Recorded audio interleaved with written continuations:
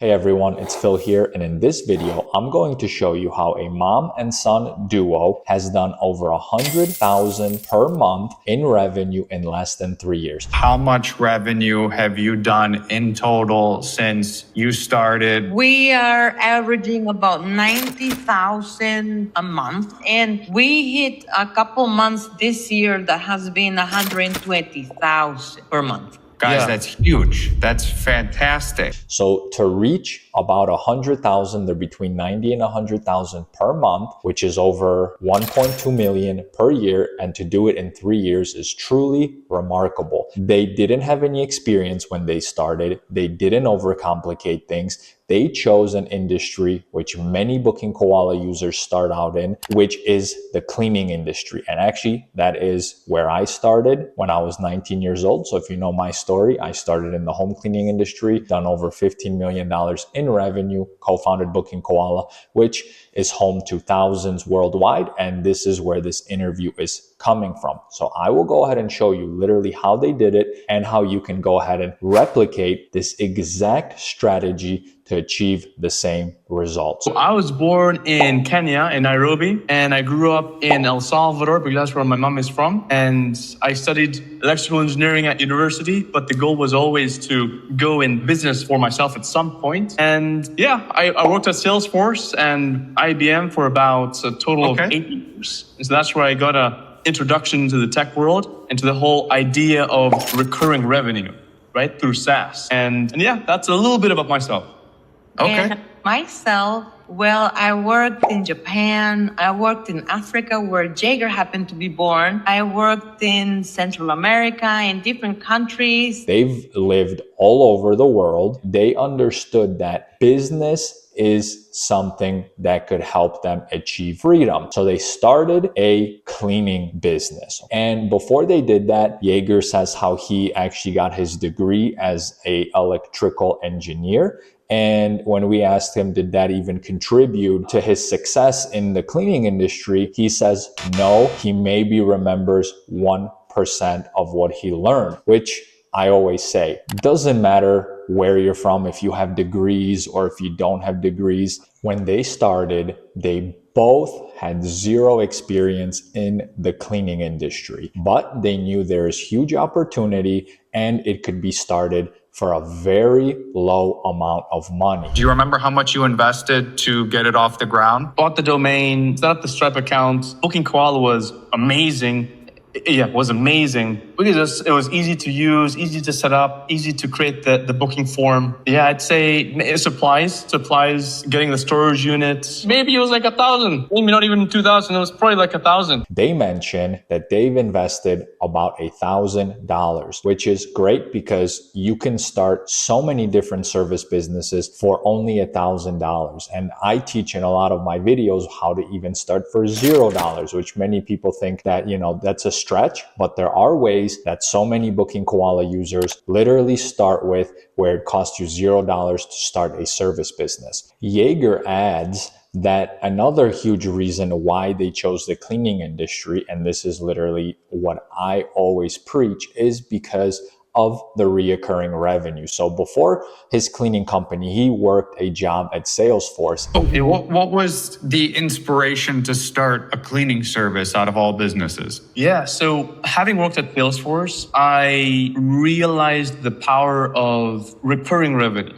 So Salesforce has annual contracts with thousands of companies, and I just noticed how powerful it is to be able to forecast revenue that is coming in. That is thanks to subscriptions. And so I thought to myself, I wonder what maybe home service has a recurring revenue aspect to it. And that's where I thought about cleaning. And I knew nothing about cleaning. Once he realized that the businesses that have reoccurring revenue have such a high level of success and could be scaled much easier. So guys, reoccurring revenue will make it so much easier to grow and scale. So when you're starting, don't pick industries that have just one time. Pick industries that primarily have reoccurring revenue, like cleaning, where someone needs this service every week or every 2 or every month, because this will literally help you start and scale your business. It will just make it so much easier because you don't have to start over from zero every single month. So let's talk a little bit about growth. How did he actually get clients and how did he find his cleaners? So as far as marketing, our main focus is Google LSA. That's number one.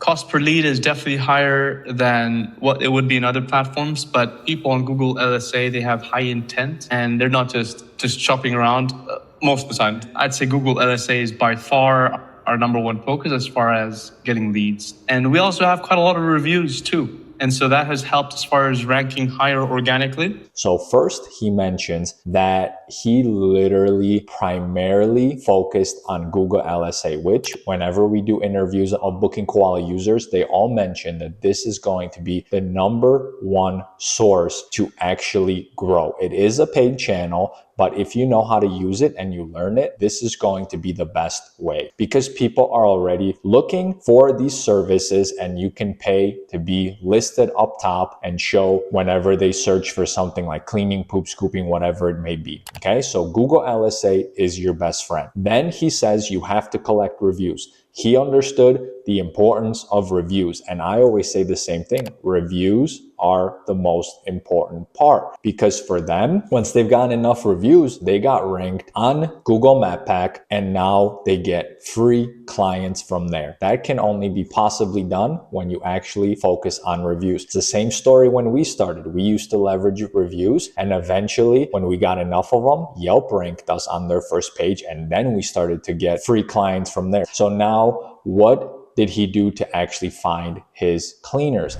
We've used housekeeper.com, we've used Facebook, we use Google, we use Yelp, but I'd say a lot is in Facebook. So Facebook groups, so going in Facebook groups, posting that one is looking for cleaners or seeing and looking for other posts by cleaners saying, hey, my name is Maria and I do Airbnb cleaning, and then reaching out to them and seeing if they're looking to take on more work. And he says he uses primarily Facebook. He uses some other channels, but primarily they use Facebook. And that again is what I always say in my videos. This is important because Facebook is free. You can literally go to groups and ask around and say, hey, I need cleaners. At the beginning, you need free things so that you don't have to waste a lot of money getting clients, getting providers, getting cleaners, and leveraging Facebook at the beginning, or even when you're at a level where you're making 100,000 per month, it's still a great source. So don't overlook free channels. I left Salesforce almost 2 years ago. And up until that point, it was just myself, like building the business and doing it on the side. You know, I grew the Prime Cleaner to about 19K a month in those like year and a half, I guess. And then about May of 2023 is when I left Salesforce. And then I went full-time on the Prime Cleaner. Another thing that you have to remember is that you shouldn't leave your job or quit college the moment that you start your business. From Jaeger's example here, he says he didn't leave his Salesforce job until he was making 19,000 per month. I'm not sure if it was profit or revenue, but I'm assuming it was revenue, which again aligns with everybody else's story that has succeeded in business that we interview. And that aligns with my story as well, because I started my business when I was going full-time to college and I had a full-time job. And again, same thing with my best friend